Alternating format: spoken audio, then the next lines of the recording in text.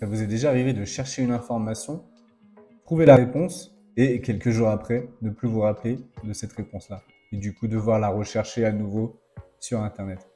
Perplexity, c'est l'outil idéal pour ça. Si vous ne vous rappelez plus de vos sujets et que vous voulez vraiment les garder en mémoire, ce que je vous conseille, c'est de les relire le jour où vous trouvez la réponse. Vous les relisez 2-3 jours après, ensuite 4-5 jours après, et ensuite plus tard 10 jours après. Ça va permettre à votre cerveau vraiment d'emmagasiner l'information et vraiment la stocker et s'en rappeler pour de bon.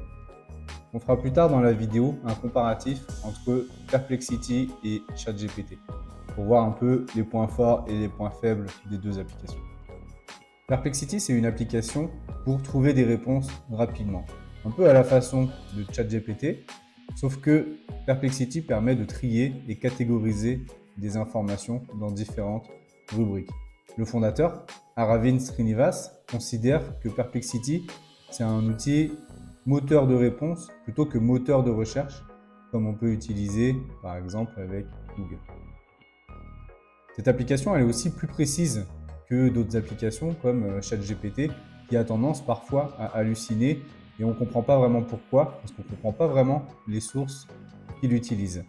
L'avantage principal de Perplexity, c'est qu'il donne directement les sources sur lesquelles il se base pour formuler la réponse. Ça permet de rediriger directement vers le site qui a aidé à formuler la réponse. Ce qui permet de rediriger sur le site internet si on veut avoir plus d'informations. Perplexity peut proposer aussi d'avoir des images en lien avec un sujet, ce qui peut être aussi très utile si on fait des recherches par exemple sur des personnalités publiques. C'est toujours bien d'avoir des images pour savoir un peu à quoi ils ressemblent. Et un autre avantage de Perplexity, c'est de filtrer directement où l'information va être recherchée. Ça peut être sur des canaux Reddit, ça peut être sur des vidéos YouTube, sur des documents académiques, etc. Et ce qu'on ne peut pas faire sur ChatGPT. Perplexity AI a été créé en août 2022. Ça fonctionne avec plusieurs LLM, des grands modèles de langage comme OpenAI ou Llama. Le nom Perplexity a comme objectif de fournir des réponses sur des sujets pour être moins perplexes. C'est une startup qui est basée à San Francisco. Elle a été fondée et dirigée par Aravind Srinivas. Il lui est spécialisé dans le deep learning. Il a travaillé chez OpenAI, chez DeepMind et avec plusieurs experts de l'intelligence artificielle. Début 2023, ils ont levé plus de 25 millions de dollars avec plusieurs financements comme Nat Friedman par exemple, ancien PDG de GitHub, Yann Lequin, chef scientifique de la branche IA chez Facebook, en français. Début 2024, ils ont fait une levée de fonds à 73 millions de dollars, donc Jeff Bezos. Et fin avril, ils ont fait encore une autre levée de fonds qui permet à Perplexity d'avoir une valorisation à plus d'1 milliard de dollars. Donc, comme je l'ai déjà dit en début de vidéo, les intérêts de Perplexity, il y en a plusieurs. Ça permet de ranger et d'organiser les informations dans des collections et de retrouver du coup des informations beaucoup plus facilement. On a la fonction ProChearch pour travailler avec plus de puissance sur des sujets plus complexes. On peut personnaliser son profil en ajoutant des instructions personnalisables, un peu comme on peut le faire sur ChatGPT. Là, on peut aussi le faire pour chaque collection. Une autre fonction aussi très intéressante, c'est la possibilité de lui fournir un document PDF, par exemple, de 300 pages, et de lui demander une information sur ce document. Donc lui, il va naviguer, il va parcourir l'ensemble du fichier, et il va ensuite nous répondre à l'aide de ce fichier-là. Ce qui est très intéressant, si on a des documentations qui sont très complètes, pas trop répandues sur Internet, sur lesquelles, du coup, si on ne lui fournit pas de documents, on va avoir des réponses un peu compliquées.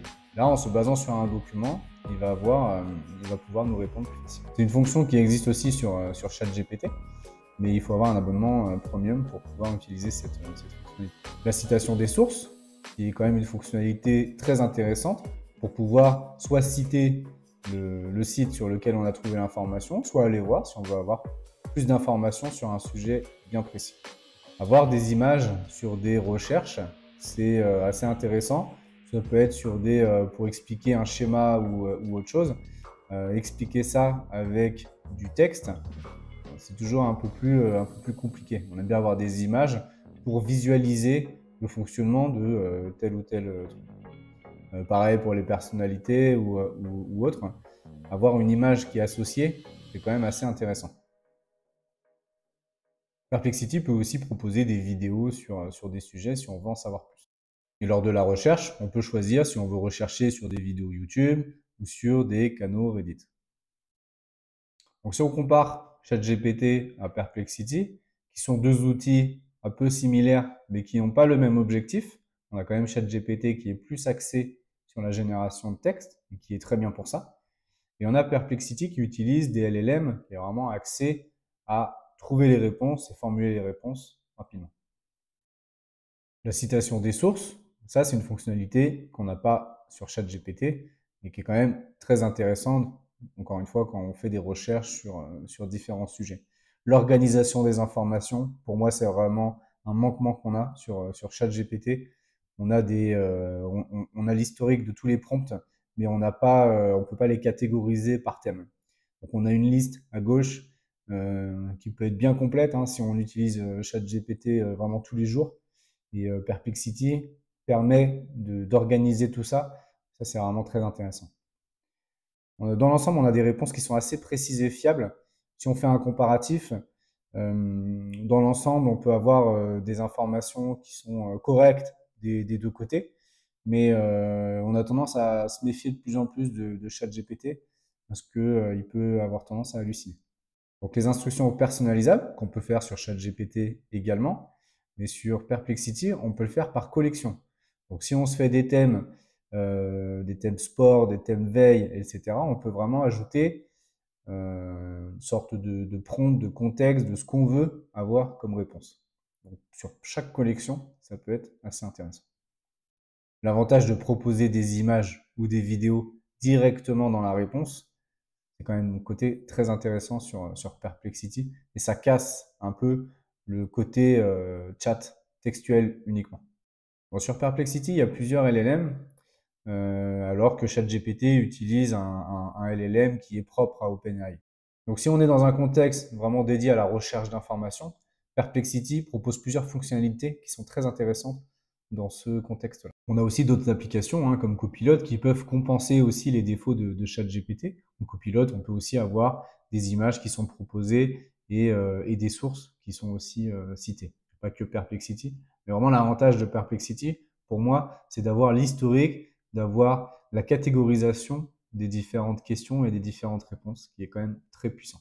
Bon, voilà ce qu'on peut dire en quelques minutes sur Perplexity. Donc un outil qui est quand même très pratique, très utile si vous faites beaucoup de recherches sur différents sujets et que vous souhaitez organiser, classer les réponses de façon précise. Merci d'avoir regardé la vidéo. N'hésitez pas à vous abonner, à mettre un petit like et un petit commentaire si vous avez des suggestions. Et je vous dis à bientôt.